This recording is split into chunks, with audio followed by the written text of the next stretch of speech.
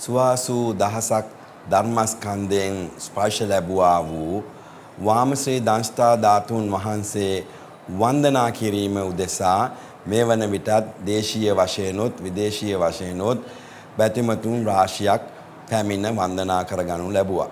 මල්වතු අස්ගිරි උභය මහා විහාරී අතිපූජ්‍ය මහානාහිමිපාණන් වහන්සේලාගේ උපදෙස් සහ අනුශාසනා පරිදි පුරා දින 7කට ආසන්න කාලයක් මේ වන විට දළදා වහන්සේ වන්දනා කිරීම උදෙසා ඒ සියලු බැතිමතුන්ට අවස්ථාව සලස්වා දී තිබෙනවා.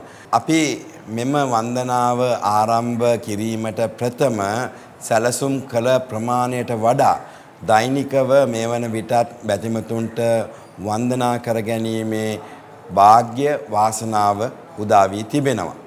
නමුත් දෛනිකව දළදා වහන්සේ වන්දනා කිරීම උදෙසා දිවයිනේ නොයෙකුත් ප්‍රදේශවලින් පැමිණෙන බැතිමතුන් නිසාම අද මහනුවර ප්‍රදේශයේම පුදුමාකාර ජනාකීර්ණ තත්වයකට පත් වෙලා තියෙනවා. මෙහිදී වන්දනා කරන බැතිමතුන්ට රැඳී සිටීම සඳහා නුවර වගරවුමත් ඒ වගේම අම්පිටිය පාරත් ඒ වගේම DSN නායක වීදිය එහෙම නැත්නම් කටුගස්තොට පාලම දක්වා වූ ප්‍රදේශ පෝලිම් හැටියට සකස් කළත් ඒ ප්‍රදේශයත් පිරී ඉතිරී ගොස් දෛනිකව බැතිමතුන්ගේ පැමිණීම නිසා මේ වන විට වන්දනා කර ගැනීමට තියෙන ඉඩකඩවල අඩුවක්ව පවතිනවා. මෙවැනි බැතිමතුන් රාශියක් මේ ප්‍රදේශ තුල රැඳී සිටීම නිසා පාරිසරික වශයෙන් වගේම සනීපාරක්ෂක පහසුකම් සපයා දෙන්න අවහිරතාවයන් වලට මුහුණ දෙන්න සිදු වෙලා තියෙනවා. විශේෂයෙන් ශ්‍රී ලංකා පොලිසිය, යුද හමුදාව, නගර සභාව,